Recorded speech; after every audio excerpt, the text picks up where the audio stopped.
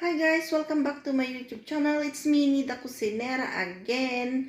Nandito tayo guys para magluluto tayo ng sambosa na laham. Yung laham po dito sa Middle East guys is yung karne na giniling. So, ipapakita ko sa inyo kung paano gumawa ng sambosa na laham or sambosa na giniling na karne.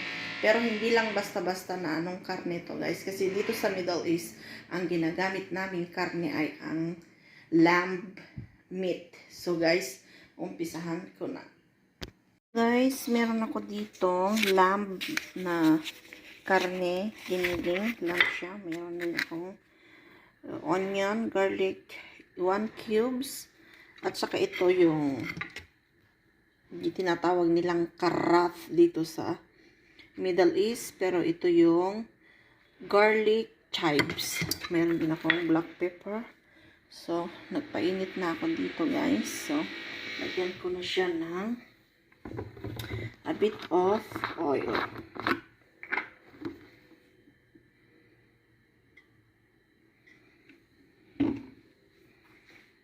So, ilalagay ko na yung ating sibuyas.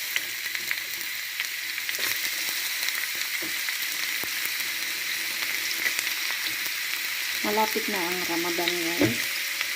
So, ito na naman yung daily na kinakain ng mga dito sa mga Middle East. Yung mga nagpa-fasting. So, isotay lang natin siya.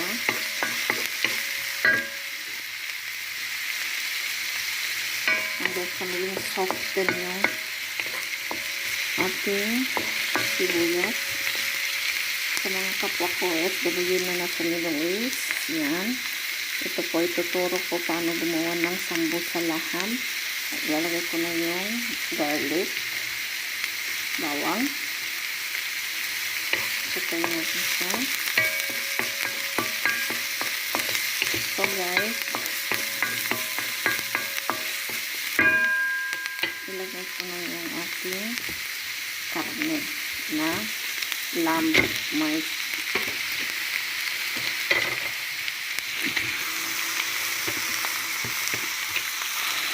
Nasaluin na niya siya hanggang sa maging brown siya.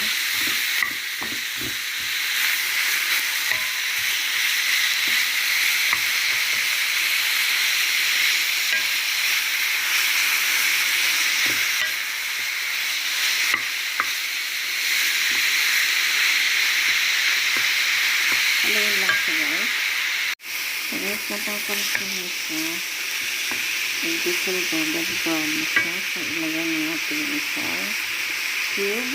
Naglalagay naman ako ng black pepper. Then yung barat. This is the 5 spice. Haluin lang siya hanggang sa maging well cooked yung ating ground lamb. Kapit ng maluto guys, so maglalagay tayo ng konting salt to taste. Yan siya, nakita nyo siya, may brown na yung ating ground meat. Haluin lang siya guys hanggang sa fully ano na siya, cook.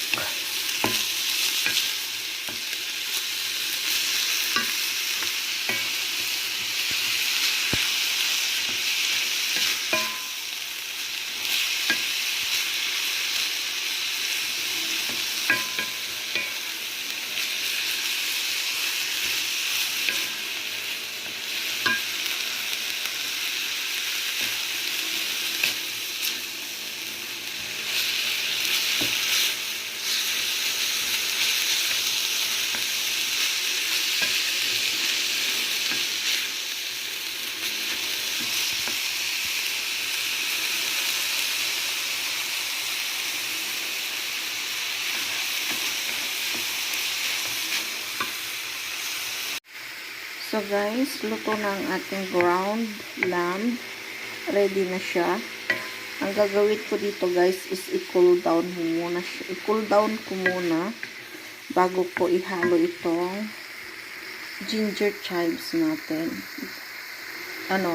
Garlic chives natin na hiniwa-hiwa ko siya ng pinong-pino para makuha yung freshness ng ating sambosa is i-cool down muna natin itong ground beef bago natin siya balutin at paghaluin itong ground lamb at saka itong garlic chives. I-cool down muna natin itong meat natin. So, ready na to sa guys.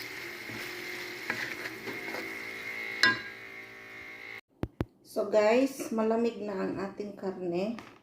So, kailangan ko na siyang paghaluin. So, of course, gagamit tayo ng disposable gloves.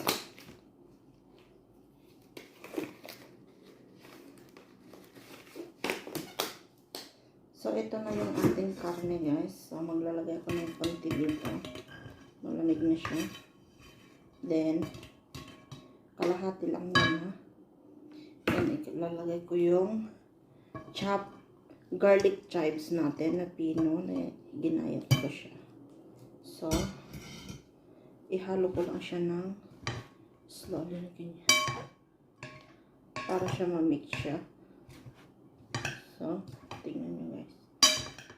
Ang ganda na ng pagkakahalo. So, next, ilagay ko ulit yung lahat na ng karne na giniling natin. So, ilagay ko na rin lahat ito. Garlic chives natin. Mix. Slowly. Dahan-dahan. Tignan nyo siya guys. Ipapakita ko sa inyo kung ano yung pagkakaiba kung bakit ipina-cool down ko muna yung karne. Para maging fresh pa rin yung ating garlic chives na tinatawag dito ay carrot. So, pakita ko sa inyo. So guys, na-mix ko na siya. Tignan nyo siya. Fresh na fresh pa rin yung ating garlic chives na hiniwa-hiwa ko ng pino. Maliliit. O, tingnan nyo guys, it's still fresh. Hindi siya yung maluto kasama yung karne. Fresh pa rin siya na babalutin natin kasi pag linuto natin tong sambosa, mamalalasahan mo pa rin yung freshness ng chives. So, this is ready guys. Ngayon naman is magbabalot na tayo. So guys, umpisahan ko nang siyang magbalot. May tinunaw ako ditong harina, 2 kutsara. Papakita kayo sa inyo para ito yung gagamitin kong pansara mamaya dito sa ating sambosa na ganito. Ito yung gagamitin kong sambosa. Nakat na siya. There's like ganito. Hiwalay-hiwalayin lang. Ayan. Available lahat dito sa supermarket dito sa Middle East. So guys, umpisahan ko na siya. Ito na siya. Halimbawa, ito siya. Ito na yung ganyan. Ayan, hindi ko makita lahat. Ayan, ganyan na lang. Para makita nyo siya. Then, lalagyan ko siya ng 1 spoon of the filling na ginawa ko.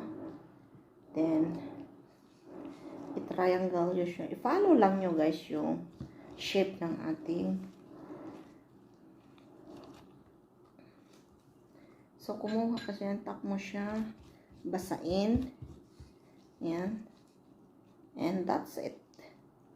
Meron na tayong sambosa. Ito siya guys. Yan. This is preparing for Ramadan guys. Sa mga kapwa kong OFW na nagluluto dito sa Middle East. So, this is it guys. Handa-handa na tayo sa Ramadan is coming. Ramadan is waving. So, again guys, follow. Triangle. Then, shape triangle. Shape triangle. Shape again. Last one, basahin. Ayan siya guys. Ayan. Sambosa. Ito yung tinatawag nilang sambosa laham. Next time guys, ituro ko rin kayo sa inyo yung paano gumawa ng sambosa na chicken, ground chicken. So again, ganyan lang siya guys. Ulit-ulitin siya. Shape, triangle, triangle, then triangle. Siguraduhin lang guys na sarado dito sa dulo, dito sa bandang dulo, para pag prinito nyo, hindi siya lalabas. Yan siya. This is, stock mo siya sa freezer for 1 month until matapos yung Ramadan. Hindi siya masisira guys. Kasi ganyan yung ginagawa ko. For almost how many years na nagtatrabaho ako dito sa Middle East is proven na hindi masisira sa freezer for 1 month. Yan, next. Square, triangle, triangle. Basahin para mag-close siya. This is it guys. See? Very clean siya na maging triangle yung sambusa. Basta i-close mo siyang mabuti, hindi ka magkakaproblema pag linuto mo na siya guys. So, again, I'm showing you another 1 full spoon. Huwag sobrahan para hindi siya lumabas. Next, curve, shape is triangle. Again, triangle, triangle, triangle. Ayan. Perfect siya guys. Perfect triangle. So guys, thank you for watching. This is Nida Cusinera. Maraming salamat po sa pagsuporta sa aking YouTube channel. At sana po ay may matutunan kayo sa lahat ng ginagawa ko. So, thank you so much and God bless you all. Ramadan is waving, so we need to prepare. So guys, this is it. So guys, thanks for watching.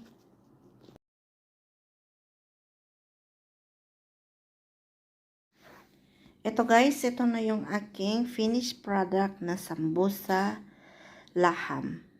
Sambosa na meat ground siya. So guys, so perfect.